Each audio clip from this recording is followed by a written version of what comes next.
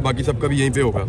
तो उनको बताया गया कि जी आपके लोग यहाँ इलाज हो रहा है। वो सिक्योरिटी वाला भी मुझे मिला लड़का, उसको नीचे से लेके यहाँ तक उसको 4 गोलियां लगी हुई हैं। अच्छा। और वो बिल्कुल इमरान खान साहब के सामने प्रोटेक्ट करता था राइट साइड से। अब मुझे उसका नाम नहीं पता लड़के का, लेकिन वो उसके थोड़े से बाल कम है सर पे।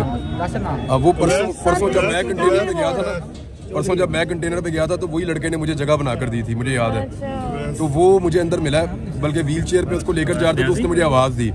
मैं उसके बाद गया, मैं समझा कोई और पेशेंट है, यही लड़का है। डॉक्टर्स का क्या कहना है, कितनी देर तक रेस्ट कितनी देर तक इमरान खान साहब को? ये अभी डॉक्टर्स कुछ भी नहीं बता रहे। अभी दोबारा खान साहब को फिर मेरे ख्याल में चेक करेंगे। उनको जो पहले जो ऑपरेशन था इनिशियली वो तो हो गया है। उनकी एक घुटने की जो हड्डी है उसको भी मुझे एक साहब बता रहे थे कुछ चिप करके कोई पार्टिकल या गोली गुजरी है। और मल्टीपल इंजरीज हैं, कोई एक नहीं है, लेकिन एक ही टांग है जिसके ऊपर खान साहब की लगी हैं। ये जब गोलियां लगी हैं तो खान साहब फिर नीचे बैठे हैं। उसके बाद फिर उनको वहाँ से मूव किया गया। एकदम बयान आ गया। अच्छा, ये जो बयान आया ना, इसके बारे में मैं आपको बता देता हूँ। इस पर बहुत तशवीश है अंदर। IG पंजाब भी था, CCP लाहौर भी था, वज़ीर आला पंजाब भी था। वज़ीर आला पंजाब का और बाकी लोगों का जो वो था बड़ा नॉर्मल तरीके से वो कर रहे थे। उसके बाद जो PTI के लोग वहाँ मौजूद थे, बतौर सहाफ़ी मैंने भी कहा कि ये कैसे हो सकता है कि इतने हाई प्रोफाइल केस के अंदर आप एकदम जो है वो एक बंदे का बयान आप वायरल कर दें। पुलिस की तो ट्रेनिंग ये है कि इसकी कमीज उतार के इसके मुंह पे डाल दो। तो ये बाकायदा जो शुबा है वो ये है कि इसका इंटरव्यू करवाया गया, करवा कर इसका इंटरव्यू किसी को भिजवाया गया। उसके बाद अप्रूवल ली गई। अप्रूवल लेने के बाद इस इंटरव्यू को जारी किया गया। It's a big game. बाकायदा तोते की तरह रटाया हुआ इंटरव्यू था उस बंदे का। और ऐसा कभी नहीं होता, उसके मुंह में डाल रहा था। ऐसा कभी नहीं होता। मुझे आप बताएं कि कब ऐसे हाई प्रोफाइल हमले के बाद मुलजिम को पकड़ के उसका इंटरव्यू लिया गया। अभी खान साहब हॉस्पिटल नहीं पहुंचे, उसका इंटरव्यू ऐसा कभी नहीं होता। इमरान खान साहब के हॉस्पिटल पहुंचने से पहले उसका इंटरव्यू इन्होंने वायरल किया है। ये डेलिबरेटली किया है। और ये पूरी की पूरी अंदर जो तरीके इंसाफ की क़यादत थी, या अंदर जो उनकी फैमिली के लोग हैं, या इवन अंदर जो पंजाब गवर्नमेंट के ऑफिशियल्स हैं और पुलिस है, वो सारे इस बात पे हैरान थे। IG पंजाब इसको गोल करना चाह रहे थे कि जी अभी तो देखें ना, जिन्होंने पकड़ा है उन्हीं को कैसे मुअत्तल किया जा सकता है। मैंने फिर IG पंजाब से वहाँ पे बाकी लोगों ने भी ये गुजारिश की कि जनाब जो पकड़ा वो ड्यूटी थी, और ये जो काम किया ये क्राइम है। ये जो काम है ये तो क्राइम है ना। कैसे हो सकता है कि इतने हाई प्रोफाइल केस के अंदर आप एक बंदे को गिरफ्तार करें और गिरफ्तार करने के बाद फौरी तौर पे आप उसका एक इंटरव्यू करें और उस इंटरव्यू में आप साबित करें कि ये मामला सिर्फ इमरान खान और इस बंदे के दरमियान है, बीच में तीसरा कोई इन्वॉल्व नहीं है। आप साबित करने की कोशिश कर रहे हैं कोई हैंडलर नहीं है, आप साबित करने की कोशिश कर रहे हैं कोई सहूलतकार नहीं है। तो आपको 3 नाम मिल गए सबको जो इमरान खान साहब के साथियों ने आकर दिए स्टेटमेंट में। क्या क्या नाम दिए हैं अंदर जो डिस्कस हुआ? हाँ जी, कौन कौन है? मेजर फैसल, हाँ, मेजर जनरल फैसल उनका नाम दिया है, और शहबाज शरीफ का नाम दिया, और राणा सनाउल्लाह का। राणा सनाउल्लाह ने अभी स्टेटमेंट दिया था कुचलने का इमरान खान को, और ये चंद दिन पहले उन्होंने ये धमकी दी है जान से मारने की। उसके अलावा शहबाज शरीफ का भी उन्होंने नाम दिया है, और ये तीनों नाम अब आपके सामने हैं। किसमें देखें, ये फौरी तौर पे होना ये चाहिए कि इस बंदे को लाहौर शिफ्ट किया जाए, बिल्कुल, और इसकी इंक्वायरी यहाँ IG ऑफिस की ज़ेरे निगरानी हो और तमाम फैसिलिटीज प्रोवाइड की जाएं। जियो फोरेंसिक पूरी तरह होना चाहिए। देखिए, पुलिस के पास वो वसाइल नहीं है जो पाकिस्तान की इंटेलिजेंस एजेंसीज के पास हैं। अगर शफाफ तहकीकात हो तो पता चलेगा कि इसका हैंडलर कौन है। और देखें, ये 9mm का पिस्टल था, ये 9mm का पिस्टल था, और ये जो पिस्तौल था, याद रखिएगा, आम आदमी इसको हैंडल नहीं कर सकता। मैं वेपन्स को जानता हूँ। ये 9mm का पिस्टल था, इसमें 18 गोलियां मैक्सिमम डलती हैं। अगर आप इसके ऊपर छोटा मैगजीन लगाएं तो नॉर्मल मैगजीन 18 गोलियां इसके अंदर डलती हैं। दूसरा, ये ऑटोमेटिक था। ये पाकिस्तानी पिस्टल ऐसे ऑटोमेटिक नहीं होते। ये ऑटोमेटिक पिस्टल, इसकी हैंडलिंग भी आम आदमी नहीं कर सकता। ऑटोमेटिक पिस्टल तब रखा जाता है जब आपने किसी को जान से मारने का फैसला कर लिया हो कि मैं गोली चलाऊंगा तो सारी गोलियां एक साथ मैं स्प्रे करूंगा और फेंकूंगा।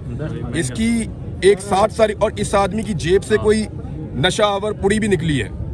तो एक नशई जो है उसको इस्तेमाल किया गया, और उस नशई के बाद इतना महंगा पिस्तौल वो क्या कर रहा था।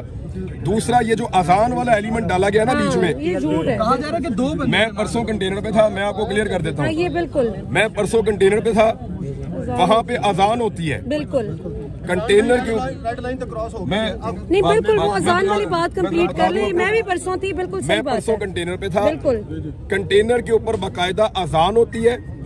वो अजान मुझे ऐसा लगा जैसे फैसल जावेद खान की आवाज में है या फैसल की आवाज में है या किसी और की, लेकिन वो कंटेनर के स्पीकर से अजान चलती है, बिल्कुल अजान दी जाती है कंटेनर के स्पीकर से। उसके बाद वहाँ पे जो लोग मौजूद होते हैं कंटेनर पे, वहाँ कुर्सी मौजूद है और एक सोफा मौजूद है, वो लोग उसके ऊपर बैठ के नमाज पढ़ते हैं। बिल्कुल बिल्कुल मैंने खुद वहाँ पे लोगों को नमाज पढ़ते हुए अजान के बाद देखा है।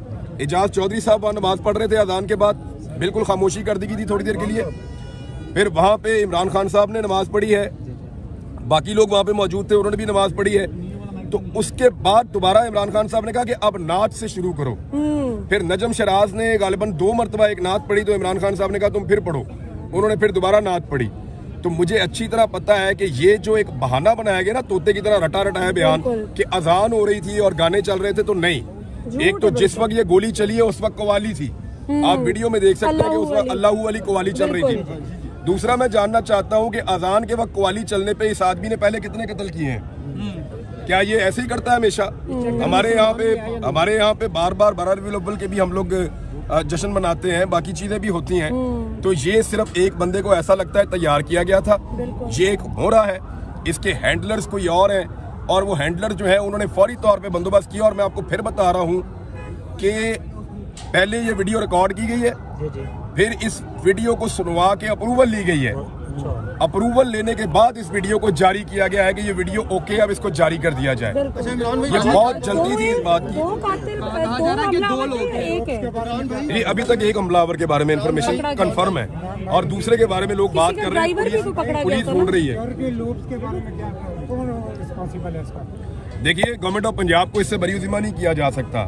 गवर्नमेंट ऑफ पंजाब की रिस्पॉन्सिबिलिटी है और वफाकी हुकूमत की भी रिस्पॉन्सिबिलिटी है इमरान खान को सिक्योरिटी देना, और अगर नहीं दे पाए तो गवर्नमेंट ऑफ पंजाब को भी इसका जवाब देना पड़ेगा। आपको भी तो धमकियां मिल रही है ना कि जुबान खराब कर देंगे, तो आप अपनी फिर क्या सिक्योरिटी का कर रहे हैं? मतलब तो सारी लिमिट क्रॉस है। डगर किस तरफ चल रही है इमरान भाई? पहले अरशद शरीफ, आज खान साहब और कायदीन, क्या हो रहा है? लगता है कि देखिए, जिन लोगों ने प्रेस कॉन्फ्रेंस करते हुए ये कहा था, डीजी ISI ने और DG ISPR ने, इन दोनों साहिबान ने प्रेस कॉन्फ्रेंस करते हुए कहा था कि अरशद शरीफ को पाकिस्तान में कोई खतरा नहीं था। मैं आज उनसे पूछना चाहता हूं कि अरशद शरीफ के पास तो एक सिक्योरिटी वाला भी नहीं था, हमारा भाई तो अकेला फिरता था इस शहर में, और इमरान खान के साथ तो सिक्योरिटी बहुत ज्यादा होती है।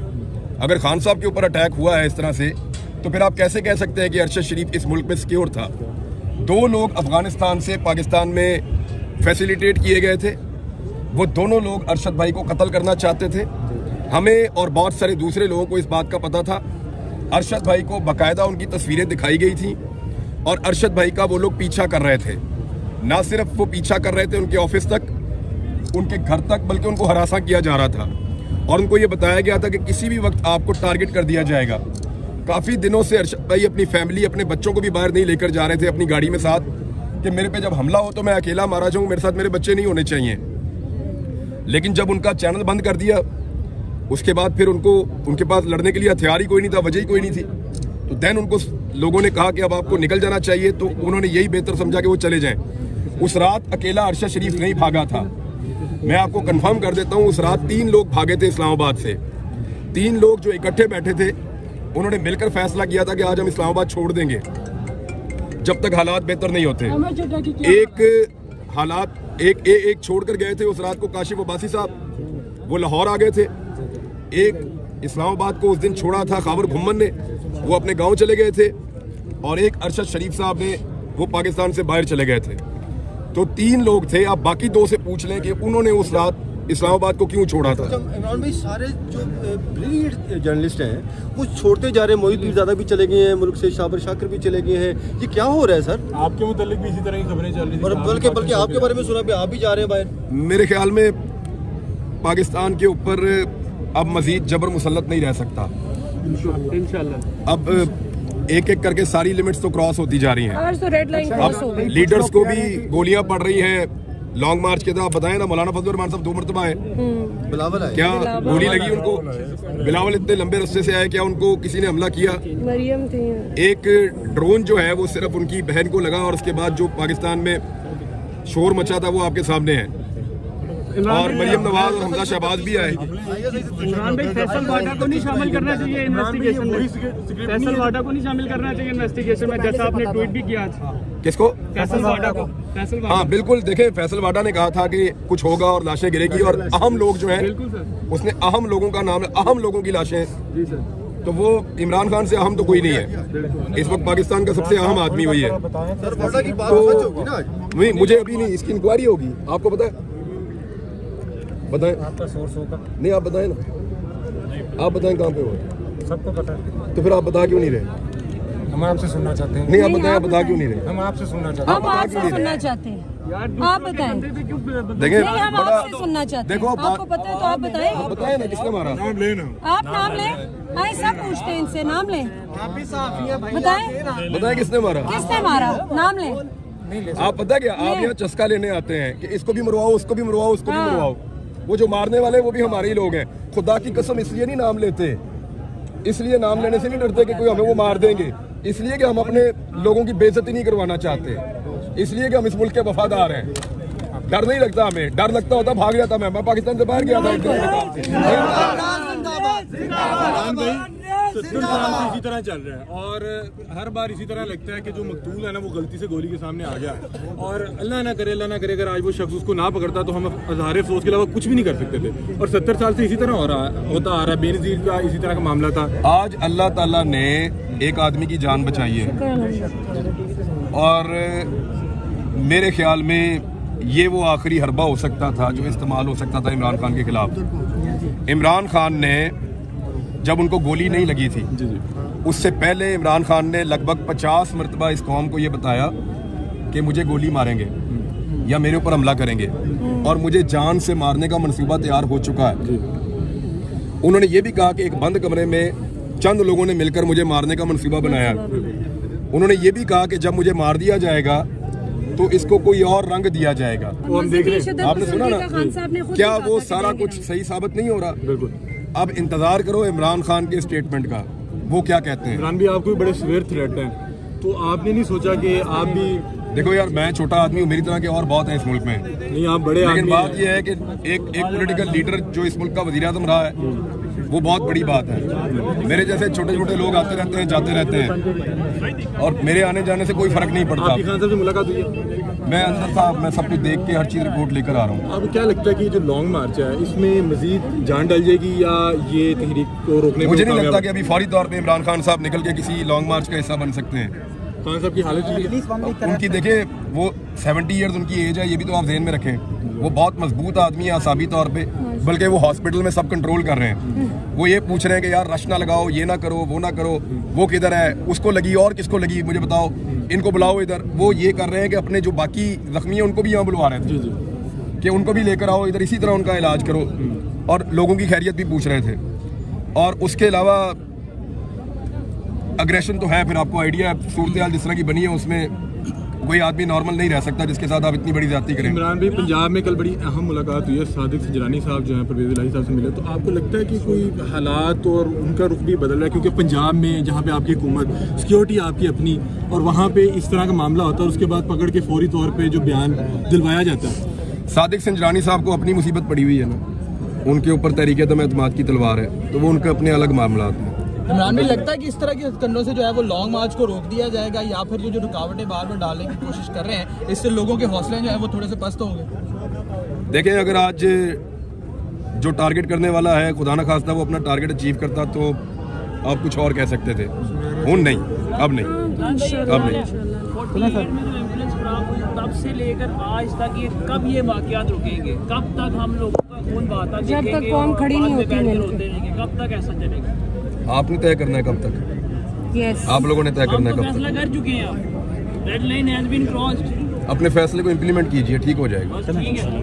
Thank you. अल्लाह आपकी हिफाजत करे इमरान भाई।